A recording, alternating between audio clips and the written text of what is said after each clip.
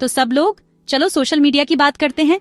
तुम्हें भी पता है, मुझे भी पता है, आजकल ये हर जगह है ना? ऐसा लगता है कि तुम कहीं भी जाओ कोई ना कोई फोन पर लगा ही रहता है। स्क्रॉलिंग, टैपिंग, शेयरिंग, ये हमारी लाइफ का एक बहुत बड़ा हिस्सा बन गया है। खासकर यंग विमेन के लिए ये एक दूसरी लैंग्वेज जैसा है जिसे वो फटाफट बोलती हैं। यहीं से ट्रेंड्स पैदा होते हैं और न्यूज तो आग की तरह फैलती है। सोचो जरा, तुम्हारा फोन शायद तुम्हारे पास ही रखा होगा। हो सकता है तुमने आज अपने फेवरेट एप्स कुछ बार चेक भी कर लिए हों। इसी से तुम फ्रेंड्स के साथ जुड़े रहते हो, देखते हो क्या नया हो रहा है और अपनी लाइफ की छोटी मोटी बातें शेयर करते हो। यंग वुमेन, तुम इस टेक्नोलॉजी के साथ ही बड़ी हुई हो। ये तुम्हारी फ्रेंडशिप्स, तुम्हारी लर्निंग, यहाँ तक कि तुम दुनिया को कैसे देखती हो, इन सब में रचा बसा है। ये तुम्हारा न्यूज सोर्स है, तुम्हारा एंटरटेनमेंट हब है और तुम्हारा सोशल कैलेंडर भी, सब कुछ एक छोटे से स्लीक डिवाइस में। ये कांस्टेंट कनेक्शन कई तरह से अमेजिंग है। तुम दुनिया के दूसरे कोने में बैठे किसी इंसान से बात कर सकते हो इंस्टेंटली। तुम देख सकते हो कि दूसरे स्टेट में तुम्हारी कजिन क्या कर रही है, या अपने फेवरेट आर्टिस्ट और क्रिएटर्स को रियल टाइम में फॉलो कर सकते हो। तो हम इसमें डाइव करने वाले हैं। हम इसके फैंटास्टिक पार्ट्स देखेंगे, जो उतने फैंटास्टिक नहीं है वो भी, और ये भी कि तुम जैसी यंग वुमेन कैसे सोशल मीडिया को अपनी लाइफ में सचमुच एक पॉजिटिव फोर्स बना सकती हो। चलो सारी अच्छी बातों से स्टार्ट करते हैं, क्योंकि सच में बहुत सारी हैं। सबसे पहले कनेक्शन। सोशल मीडिया टच में रहने के लिए इनक्रेडिबल है। उन फ्रेंड्स के बारे में सोचो जो स्कूल या वर्क के लिए दूर चले गए हैं, या फैमिली मेंबर्स जो डिफरेंट कंट्रीज में रहते हैं। कुछ ही क्लिक से तुम उनके फेसेस देख सकते हो, उनकी वॉइसेस सुन सकते हो और फील कर सकते हो कि वो तुम्हारे साथ ही हैं। ये उन दूरियों को कम करने और उन इम्पोर्टेंट बॉन्ड्स को स्ट्रांग रखने में हेल्प करता है। ये कभी कभी एक वर्चुअल हग जैसा होता है, और एक अच्छा हग किसे पसंद नहीं होता। और ये सिर्फ उन लोगों के बारे में नहीं है जिन्हें तुम पहले से जानते हो। सोशल मीडिया तुम्हें अपनी ट्राइब ढूंढने में हेल्प करता है, तुम्हारे अपने लोग। तुम उन लोगों से कनेक्ट कर सकते हो जो तुम्हारे पैशंस, तुम्हारी हॉबीज, तुम्हारे वंडरफुली यूनिक इंटरेस्ट शेयर करते हैं। मे बी तुम्हें विंटेज कॉमिक बुक्स पसंद हो, या कंपेटिटिव स्पीड निटिंग, या रेन फॉरेस्ट को बचाना। जो कुछ भी हो, वहाँ कम्युनिटीज हैं जो तुम्हारा वेट कर रही हैं। ऐसे लोग मिलना जो तुम्हें समझते हैं बहुत ही इनक्रेडिबली वैलिडेटिंग और अपलिफ्टिंग हो सकता है। कनेक्टिंग के अलावा सोशल मीडिया सीखने के लिए एक फैंटास्टिक जगह है। ये दुनिया की सबसे बड़ी लाइब्रेरी जैसी है, जिसमें वर्कशॉप और लेक्चर हॉल भी मिले हुए हैं। तुम एक नई लैंग्वेज सीख सकते हो, एक नई रेसिपी डिस्कवर कर सकते हो, या उस हिलते हुए टेबल को फिक्स करना सीख सकते हो। तुम जो कुछ भी इमेजिन कर सकते हो, उसके लिए ट्यूटोरियल्स हैं। यंग वुमेन इसका यूज नई स्किल्स सीखने, एकेडमिक इंटरेस्ट्स एक्सप्लोर करने और करियर एडवाइस लेने के लिए कर रही हैं। ग्रोथ और सेल्फ इंप्रूवमेंट के अपॉर्चुनिटीज प्रैक्टिकली एंडलेस हैं, अगर तुम्हें पता हो कि कहाँ देखना है। ठीक है, तो हमने अच्छी अच्छी बातें तो कर ली। अब चलो थोड़ी देर के लिए रियल बात करते हैं। सोशल मीडिया हमेशा इतना आसान नहीं होता। कभी कभी ये सारा स्क्रोलिंग थोड़ा मच लगने लगता है। ये थोड़ा स्टिंग करना भी शुरू कर सकता है। सबसे बड़ी कंसर्न्स में से एक जो हम सुनते हैं वो है इसका मेंटल हेल्थ पर असर। लगातार इतने सारे इमेजेस और अपडेट्स देखना काफी ओवरवेलमिंग हो सकता है। इससे एंग्जाइटी या सैडनेस जैसी फीलिंग्स आ सकती हैं, या बस ऐसा लग सकता है कि आप कहीं कम पड़ रहे हैं। एक चीज होती है जिसे फोमो कहते हैं, the fear of missing out. आप दूसरों की पिक्चर्स देखते हो, कोई अमेजिंग पार्टीज में, कोई एग्जॉटिक वेकेशंस पर, या जिनकी लाइफ एकदम परफेक्ट लग रही होती है। और फिर मन में ये ख्याल आना आसान है कि मेरी लाइफ इतनी एक्साइटिंग क्यों नहीं है, या क्या मैं कुछ गलत कर रही हूँ। ये याद रखना इंपॉर्टेंट है कि जो आप ऑनलाइन देखते हैं वो अक्सर एक हाईलाइट रील होता है। लोग अक्सर अपने बेस्ट मोमेंट्स, अपनी सबसे बड़ी अचीवमेंट्स, अपनी सबसे फ्लैटरिंग फोटोज ही शेयर करते हैं। वो ये सब पोस्ट नहीं करते जब उनकी शर्ट पर कॉफी गिर जाती है, या जब वो चीजों को लेकर अनश्योर होते हैं, या जब उनका बहुत बैड हेयर डे होता है।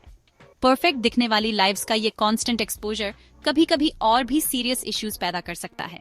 स्ट्रेस बढ़ना, कनेक्टेड होने के बावजूद अकेलापन महसूस होना, और कभी कभी तो डिप्रेशन या एंजाइटी के सिम्टम्स भी धीरे धीरे आ सकते हैं। सोशल मीडिया आपको कैसा फील कराता है, इस बारे में अवेयर रहना ही पहला स्टेप है।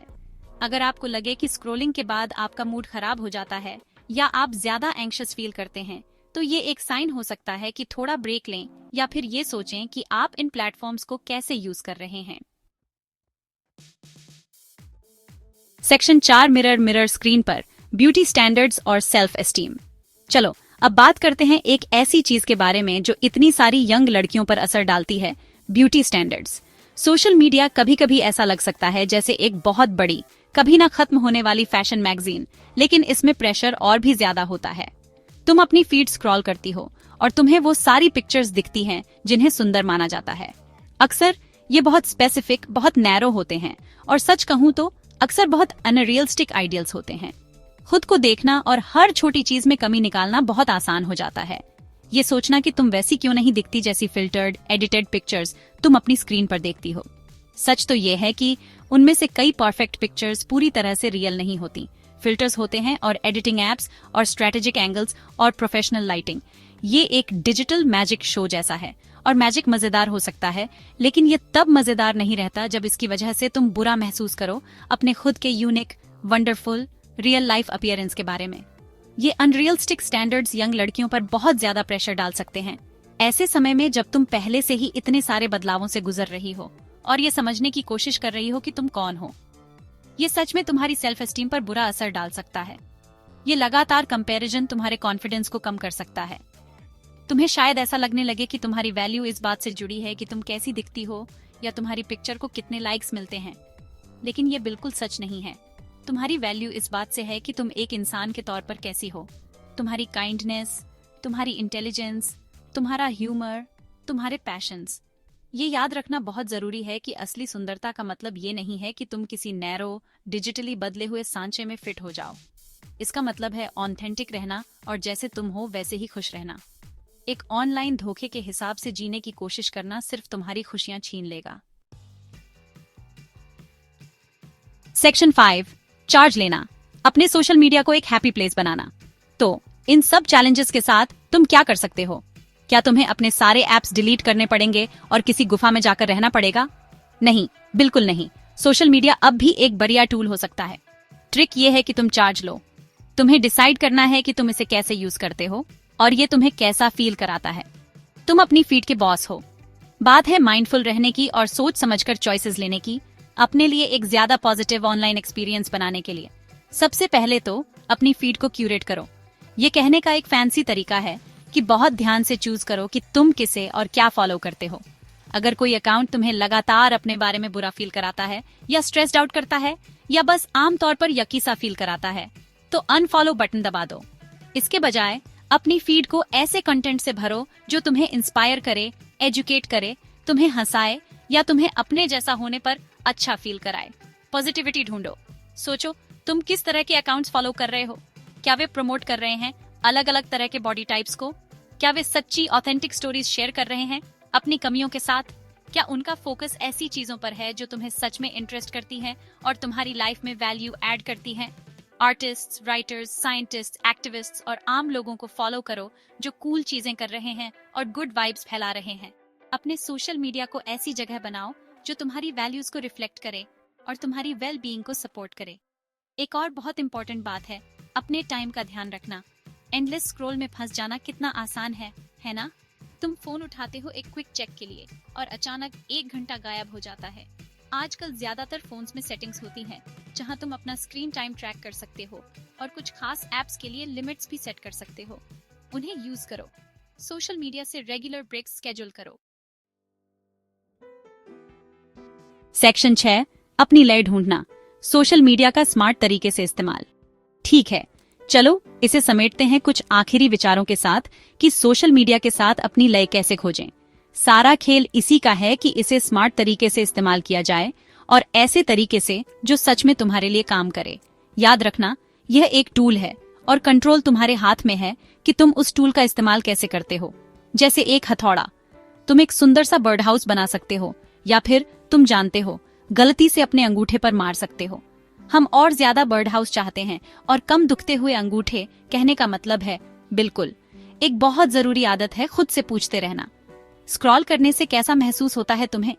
अगर तुम्हें लगे कि तुम्हें घबराहट हो रही है या उदास लग रहा है या जलन हो रही है सोशल मीडिया पर समय बिताने के बाद, तो उस पर ध्यान दो। बस इसे नजरअंदाज मत करो। हो सकता है इसका मतलब हो कि तुम्हें बदलना होगा कि तुम किसे फॉलो कर रहे हो या तुम कितना समय ऑनलाइन बिता रहे हो, या शायद तुम्हें बस रीसेट करने के लिए एक छोटा सा ब्रेक चाहिए। खुद के साथ ईमानदार रहना इसके असर के बारे में इन प्लेटफॉर्म्स के साथ एक हेल्दी रिश्ता बनाने की चाबी है। याद रखना कि सोशल मीडिया अक्सर एक दिखावा होता है। यह हाईलाइट रील है, डायरेक्टर का कट नहीं जिसमें सारी गलतियां और डिलीट किए गए सीन हों। लोग खुद का सबसे अच्छा रूप दिखाते हैं और यह ठीक है, लेकिन यह हमेशा पूरी तस्वीर नहीं होती। अपनी रोजमर्रा की जिंदगी की तुलना उसकी सारी खूबसूरत कमियों के साथ किसी और के ध्यान से बनाए गए ऑनलाइन अवतार से मत करो। तुम्हारा सफर तुम्हारा अपना है और यह कीमती और अनोखा है। आखिर में अपनी ऑनलाइन मौजूदगी का अच्छे के लिए इस्तेमाल करो। एक पॉजिटिव ताकत बनो। ऐसी चीजें शेयर करो जो अच्छी हों, मददगार हों या हौसला बढ़ाने वाली हों।